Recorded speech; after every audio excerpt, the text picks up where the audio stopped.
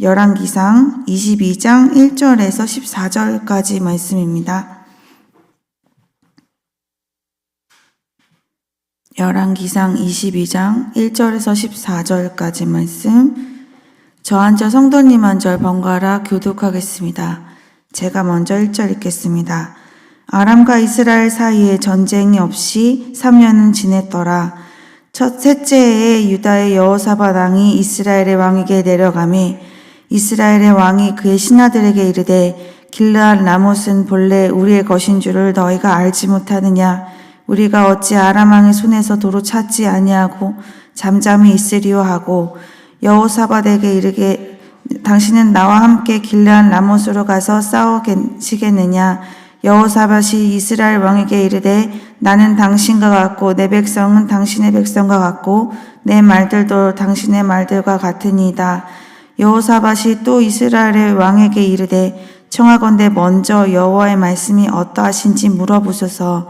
이스라엘의 왕이 이에 선지자 400명쯤 모으고 그들에게 이르되 내가 길르앗 라못에 가서 싸우랴 말랴. 그들이 이르되 올라가소서. 주께서 그 성읍을 왕의 손에 넘기시리이다. 여호사밧이 이르되 이 외에 우리가 물을 만한 여호와의 선지자가 여기 있지 아니하니이까. 이스라엘의 왕이 여호사밧 왕에게 이르되 아직도 이물라의 아들 미가야 한 사람이 있으니 그로 말미암아 여호와께 물을 수 있으나 그는 내게 대하여 길한 일은 예언하지 아니하고 흉한 일만 예언하기로 내가 그를 미워하나이다. 여호사밧이 이르되 왕은 그런 말씀을 마소서. 이스라엘의 왕이 한 내시를 불러 이르되 이물라의 아들 미가야를 속히 오게 하라 하니라. 이스라엘의 왕과 유다의 여호사밧 왕이 왕복을 입고 사마리아 성문역의 광장에서 각기 왕자에 앉아 있고 모든 선지자가 그들의 앞에서 예언을 하고 있는데 아나의 아들 시드기야는 자기를 위하여 철로 뿔들을 만들어 가지고 말하되 여호와의 말씀이 왕이 이것들로 아람 사람을 찔러 진멸하리라 하셨다 하고 모든 선지자도 그와 같이 예언하여 이르기를 길르앗 라못으로 올라가 승리를 얻으소서. 여호와께서 그 성읍을 왕의 손에 넘기시리이다 하더라. 미가야를 부르러 간 사신이 일러 이르되 선지자들의 말이 하나같이 왕에게 길하게 하니 청하건대 당신의 말도 그들 중 한 사람의 말처럼 길하게 하소서. 미가야가 이르되 여호와께서 살아계심을 두고 맹세하노니 여호와께서 내게 말씀하시는 것 곧 그것을 내가 말하리이다 하고. 아멘. 아람과 이스라엘 사이에 전쟁 없이 3년을 지나게 됩니다. 베나닷은 열왕기상 20장에서 두 차례 전쟁에서 패배해요. 목숨을 겨우 부지한 그는 아합에게 그동안 빼앗은 땅을 다 돌려주겠다고 했지만 길르앗 라못은 돌려주지 않습니다. 이 길르앗 라못은 이스라엘에게는 도피성이었고 또 교통의 중심지이기도 했습니다. 성경상의 기록은 없지만 이 자료에 전쟁에 대한 기록이 있는데요. 아합과 베나닷 그리고 10명의 왕들이 연합하여서 카르카르라는 지역에서 아수르 왕 살마네셀 3세와 전쟁을 치릅니다. 아합은 그 전투에서 승리해요. 이 전투를 기념한 쿠르크 석비는 이 베나닷과 아합 왕에게 주목을 해요. 그리고 그 왕들을 막강한 왕으로 모셔하고 있습니다. 아람과의 전쟁에서 2번 연달아 승리하고 또 큰 전쟁에서도 승리한 아합은 이 전쟁에 대한 자신감이 생겼을 것 같아요.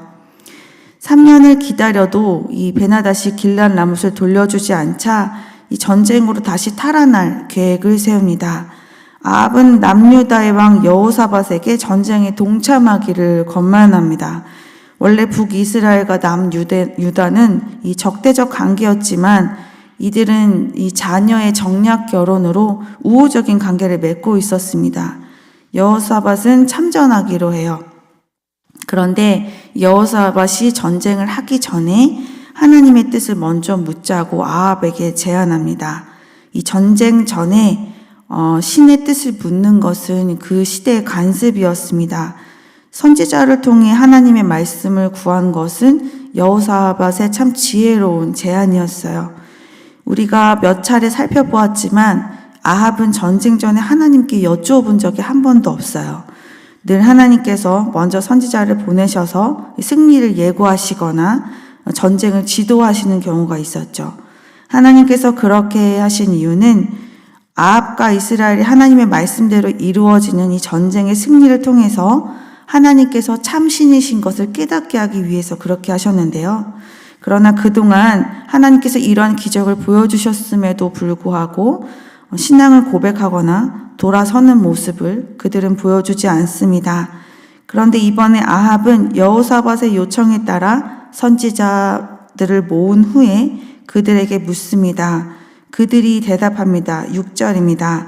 이스라엘의 왕이 이에 선지자 400명쯤 모으고 그들에게 이르되 내가 길르앗 라못에 가서 싸우랴 말랴. 그들이 이르되 올라가소서 주께서 그 성읍을 왕의 손에 넘기시리이다. 선지자들은 이 아합의 전쟁에 대해 기회를 하게 예언하고 있습니다. 그런데 여호사밧은 무언가 석연치가 않아요. 7절입니다. 여호사밧이 이르되 이 외에 우리가 물을 만한 여호와의 선지자가 여기 있지 아니하니까. 우리가 이 물어볼 만한 사람들이 이 사람들 말고 또 없습니까? 하나님의 말씀을 우리에게 들려줄 선지자 말입니다. 그러자 아합이 곧장 미가야 선지자에 대해서 언급을 합니다. 그에게 물어볼 수는 있지만 자신은 그를 좋아하지 않는다고 말해요. 그가 미워하는 이유가 이 8장 하반절쯤에 있는데요. 그는 내게 대하여 길한 일은 예언하지 않고 흉한 일만 예언하기로 내가 그를 미워하나이다.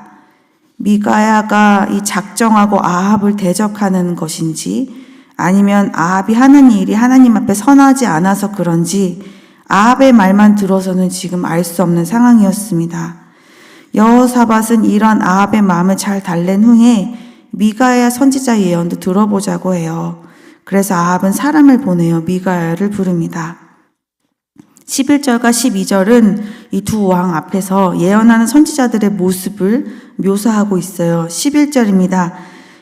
그나아나의 아들 시드기야는 자기를 위하여 철로 뿔들을 만들어 가지고 말하되 여호와의 말씀이 왕이 이것들로 아람 사람을 찔러 진멸하리라 하셨다 하고 12절입니다.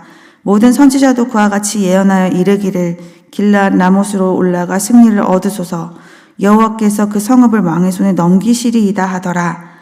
시드기야가 자신을 위해서 새로 만든 뿔들을 가지고 옵니다. 그리고 이렇게 말해요. 하나님께서 말씀하셨습니다. 이 뿔들로 아람 사람들을 이렇게 찔러서 진멸하게 하실 것입니다. 남은 무리의 선지자들도 시드기야와 같이 왕의 기세가 등등해질 수 있도록 모두 합창하면서 선포하고 있어요. 올라가서 승리를 얻으소서 여호와께서 왕의 손에 그 성읍을 넘기실 겁니다. 새로 만든 뿔을 보여주면서 이 퍼포먼스를 벌이는 그런 행위를 하죠. 그러면서 예언을 해요. 다수의 만장일치 예언까지 이 모든 분위기는 확정되었고 확실하게 흘러가고 있었어요. 이런 분위기 속에서 아닌 것을 알아도 한 사람으로서 올바른 목소리를 내기가 참 쉽지 않은 압도적인 분위기였습니다. 이런 상황에 이제 미가야를 부르러 간 사신은 이제 미가야에게 미리 일러줍니다. 지금 모든 선지자들이 하나같이 왕의 승리를 예언하였으니 당신도 그들 중 한 사람의 말처럼 예언하는 것이 좋을 겁니다. 미가야는 대답합니다. 여호와께서 살아계심을 두고 맹세하노니 나는 하나님께서 말씀하신 것만 말할 것입니다. 오늘 본문은 이렇게 맺어지는데요. 오늘 본문에서는 대다수의 나를 지지하는 목소리와 또 소수의 나를 불편하게 하는 목소리가 등장합니다. 아합은 나를 불편하게 하는 소수의 이 목소리를 듣기를 아예 거절해 버립니다. 불행히도 저 또한 이 아합과 같은 선택을 할 때가 종종 있어요. 급하게 덮어버리고 서둘러서 일을 처리하느라 멈춰서서 굳이 열고 싶어 하지 않은 이야기들을 가지고 있을 때가 좀 있습니다. 또 가고 싶고 해야 하고 싶은 일들이 있는데 그것이 하나님의 뜻과 맞지 않을 때에도 내가 틀렸다는 것을 알았음에도 불구하고 그 고집을 꺾지 않고 계속 진행할 때가 저도 있어요. 모든 사실을 좀 직시하고 나의 이 상황들을 객관적으로 평가해주는 사람의 그런 이야기보다 내가 듣길 원하는 답을 가진 사람들의 이야기에 귀를 기울이면서 그 사람들의 이야기를 통해서 이 불안한 마음에 대한 용기를 얻으려고 한 때도 있었던 것 같아요. 그런데 사실 고집을 계속 피우고는 있기는 하지만 속으로는 알고 있죠. 지금 가는 길은 틀렸다. 여호사밧이 다른 이가 없습니까? 라고 물었을 때 바로 이 아합은 미가야 선지자를 떠올립니다. 아합은 정말 하나님의 뜻을 몰라서 이렇게 했던 것일까요? 저는 알았다고 생각해요. 마음 한켠에 불편함이 있었지만 그동안 전쟁에도 승리했고 또 큰 전쟁에도 승리를 했기 때문에 그 자신감이 모든 것을 이겨버렸습니다. 인정하기는 싫지만 아합과 같은 모습이 우리 가운데도 있어요. 사실 그 아합의 자신감의 원천을 제공하신 분은 하나님이신데요. 아합은 그것을 잊어서는 안 됐었습니다. 예전에도 그렇고 지금도 그렇고 우리 손안에서 해결할 수 있는 간단한 일들은 가볍게 지나갈 때가 있어요. 그래도 우리 이제부터는 하나님께 모든 것을 여쭙고 지나가는 습관을 시작했으면 좋겠습니다. 그리고 아닌 걸 알아도 내가 계속 고집하고 있는 부분이 어떤 부분인지도 이번 기회를 통해서 돌아보는 시간을 가졌으면 좋겠습니다. 오늘 우리의 시선을 끄는 또 한 가지가 있는데요. 그것은 이 여호사밧의 떨떠름한 반응입니다. 시드기야가 어떻게 예언을 했는지 우리가 살펴보았죠. 400명도 동일한 메시지를 전합니다.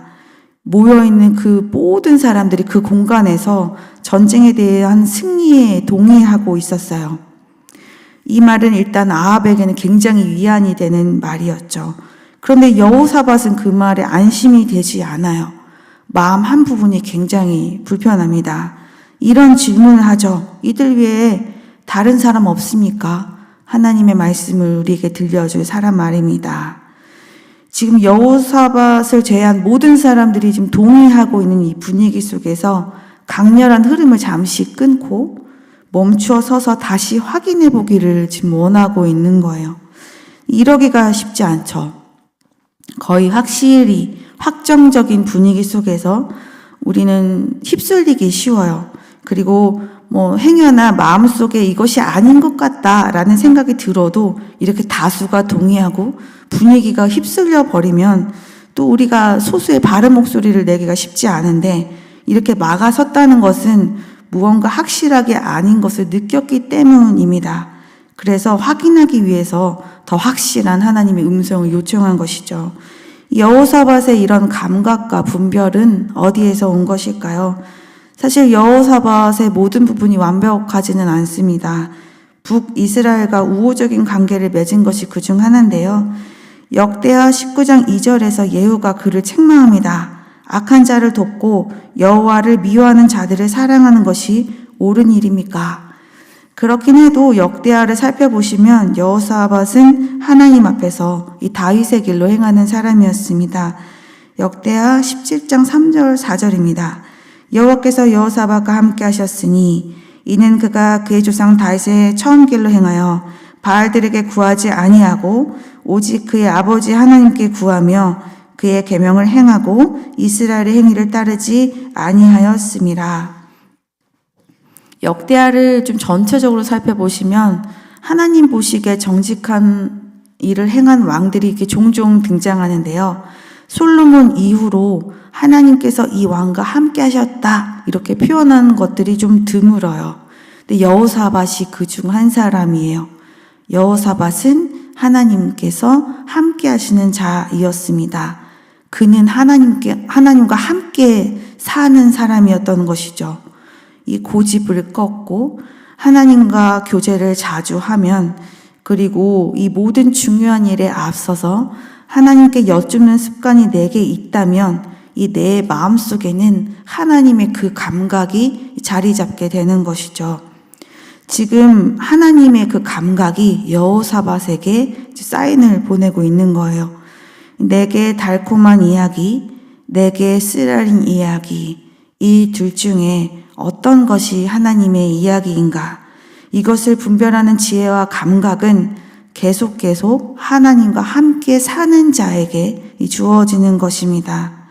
오늘 말씀은 여호사밧의 그 불편함으로 사인을 주시는 말씀이었는데요. 불편함만 사용하시지는 않아요. 어떤 때는 이 평안함과 기쁨으로 다가올 때도 있습니다. 이 선택은 정말 하나님께서 원하시는 것이 맞구나라는 것을 이 평안함으로 알아볼 수 있는 것이죠. 모두 경험해 보셨겠지만 하나님의 뜻 안에 있을 때 누리는 거짓되지 않는 참 평안과 기쁨, 그 감격은 이루 말할 수가 없어요. 하늘로부터 내려오는 평안은 세상의 그 어떤 것과도 비교할 수가 없습니다. 그래서 성도는 고난 가운데 기뻐하고 감사하고 오히려 하나님께 찬양을 올려드릴 수 있는 것입니다. 우리도 그런 삶을 살기를 원합니다. 오늘 말씀은 우리에게 여러 가지 이야기를 해주고 있죠. 저도 마찬가지입니다. 많은 사람들이 좋아하고 감동을 받는다고 해서 다 하나님의 말씀이 아닐 수도 있고, 또 반대로 나를 아프게 하고 불편하게 하고 내 기대와 다르다고 해서 그것이 다 잘못된 말씀도 아니다라는 것이고요. 또 나도 아합과 같은 이러한 고집이라는 것이 있는데, 이 고집을 인식한다면 빨리 꺾으면 꺾을수록 더 좋은 것이다 라는 것을 또 생각해 보게 되었습니다. 또 한 가지는 사실 이 400명의 선지자들이 하나님께 음성을 받아서 예언한 것이 맞아요. 이후의 구절들을 살펴보시면 하나님께서 그렇게 되게 하셨습니다. 그런데 이 400명 입장에서는 참 기가 막힐 노릇이죠. 분명히 들었는데 이게 거짓말이라는 사실. 내가 이 400명 중에 속해 있는 사람이라면 굉장히 불행하고 슬플 것 같아요. 그래서 그러지 않는 삶을 살기를 원합니다. 무엇보다 마음속 한켠에 하나님의 센서를 좀 가졌으면 좋겠다. 이 센서를 항상 켜두고 하나님과 함께 사는 삶을 살기를 원한다. 이런 결단과 다짐이 저에게 있었습니다. 우리에게는 이 하나님의 말씀을 분별하는 감각과 지혜가 참 필요합니다. 오늘 하나님께서 우리에게 그런 것들을 주시기를 진심으로 소망합니다.